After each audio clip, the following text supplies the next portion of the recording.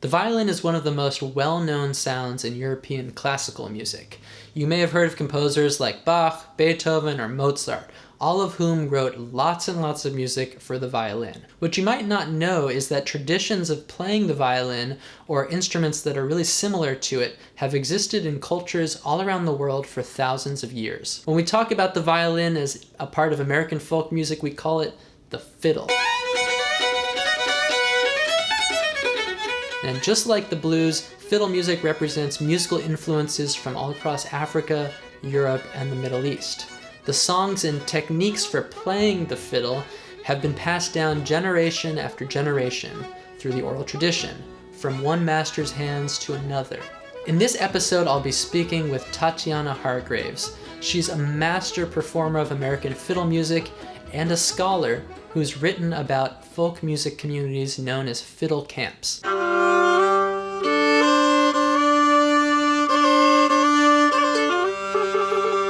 My name is Tatiana Hargraves. I use she, her pronouns.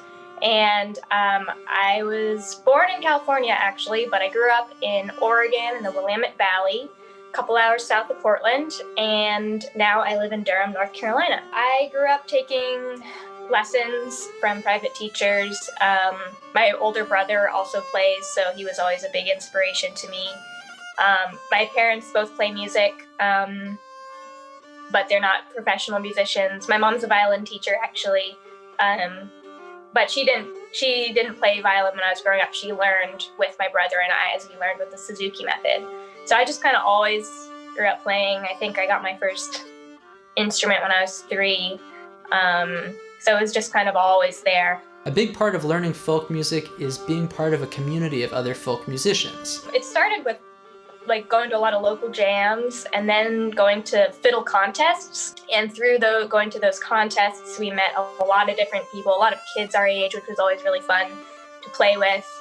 And then we started going to these things called fiddle camps, which are basically week-long camps where you stay, you camp out, and you take music classes all day and then party all night. At camps and festivals, folk musicians get together, often in a circle, and play music. These spontaneous gatherings are called jams.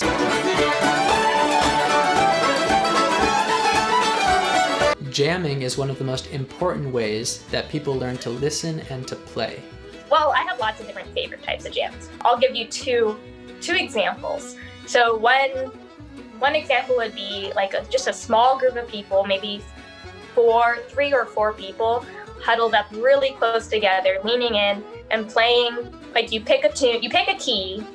This is an old time jam. You pick a key and then you pick tunes in that key for hours and you just play each tune and you kind of get lost in it.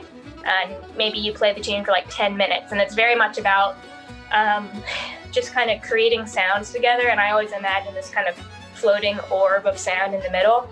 So that kind of jam feels very personal. Mm-hmm. And another jam that I love is just massive, all your friends, you're just there laughing, playing. I feel like that's another type of jam that's just so fun. This type of musical tradition where a large group of fiddlers get together and all play the melody over and over again is often referred to as old-time music.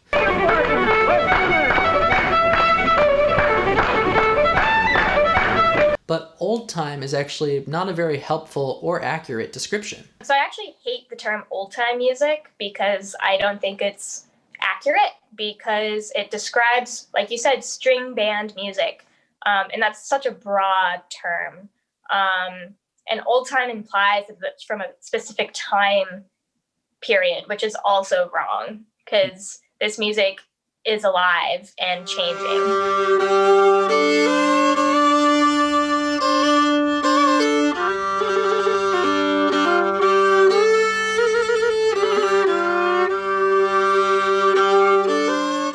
Play is music that involves fiddle and banjo, a lot of it from the southern United States, a lot of it from regions of Appalachia, the Midwest, the Ozarks, and Texas. When people think of old time or string band music, they often imagine music played by white people. And that's because the audiences and communities that play it today are predominantly white. But that hasn't always been the case. In fact, American string band music evolved largely in the hands of African Americans during the time of slavery. Colonization, slavery, all of that you hear through the music, right? And so I talk about banjo fiddle music. Both the banjo and the fiddle are from Western Africa, right? We think of violin as being like this Italian instrument, but the idea for the violin was actually from Arabic influences. So it really all comes back to Western and Northern Africa, these two instruments, right? The fiddle and the banjo.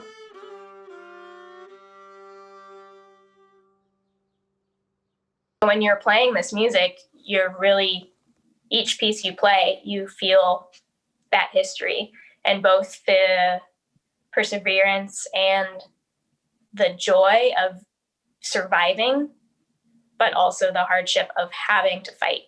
2, 3, 4.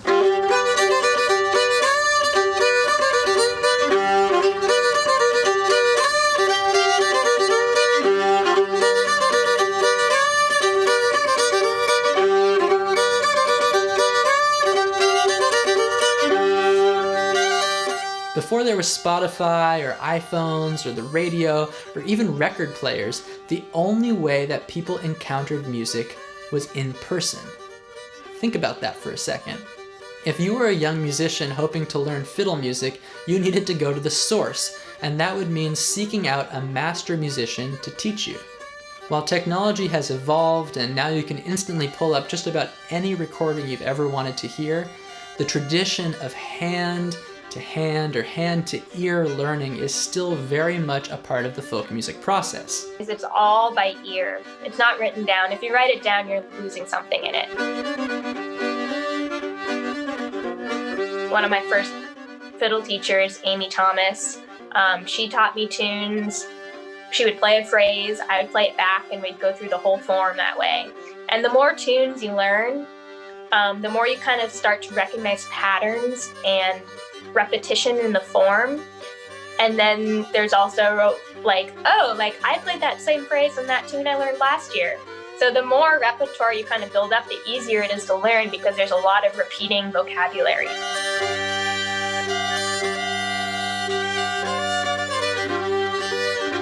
I learn best by listening and by doing. So listening, imitating, feeling when it doesn't sound right or doesn't feel right, and then trying it again next time. You don't really have time to analyze it when you're learning it on the fly, right? You can analyze it later maybe, but usually I'll recognize a pattern and I'll play it.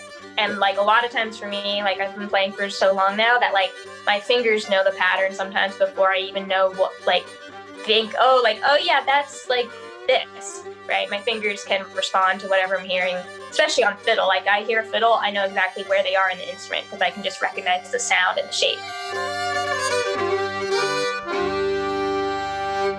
In learning music by ear, whether from recordings or master teachers, folk musicians explore and define their own identities in relation to their influences. That's one of the beautiful and exciting things about playing traditional music. Digging deep into history and learning about other people's lives can actually become a radical act of self-expression. At the same time, it's of the utmost importance that we recognize and acknowledge the complicated histories of where this music came from. It's a way of learning about the history of where we live, and that's something for everyone to learn, even if you're playing music that isn't from your own ancestors. You can still learn so much from that. Tatiana introduced me to Lily Mae Ledford, who was part of one of the first all-women string bands. Her band was really popular on the radio in the 30s, and really amazing instrumentalist. We're going to listen to a recording of Lily Mae Ledford's Red Rocking Chair, and also a recording of a piece called Across the Sea by a string band of black musicians from Tennessee called Gribble, Lusk, and York. They were the most popular square dance band in their region of East Tennessee back in the 30s, 40s. And when they were recorded by white folklorists, they played primarily string band music. But it turns out that what they didn't play originally for the folklorists was they also played blues. The recording is rough. It's an old recording. It's a field recording. It wasn't made in a recording studio. It was made in a community center, just kind of roughly set up. So that's the first thing. It's going to be scratchy. It's going to be old sounding. It's going to be hard to listen to at first. But once you can get past that, the thing that I love listening to is the interactions between the three instruments. You have the fiddle playing the melody. It's pretty straightforward. It's very much pushing ahead. And then you have the banjo that's kind of in this in-between phase. You hear finger-picking banjo.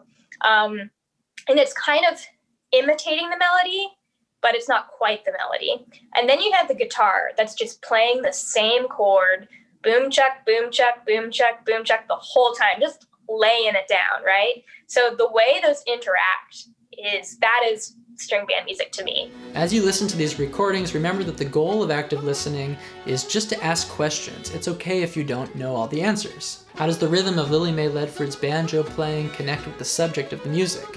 What are the various instruments that you hear in Across the Sea? How are they interacting with one another? How would you tap your foot or clap along to this music? For your homework assignment this week, you're going to be practicing your memorization skills using the exact same method that folk musicians use to learn fiddle tunes. Happy listening.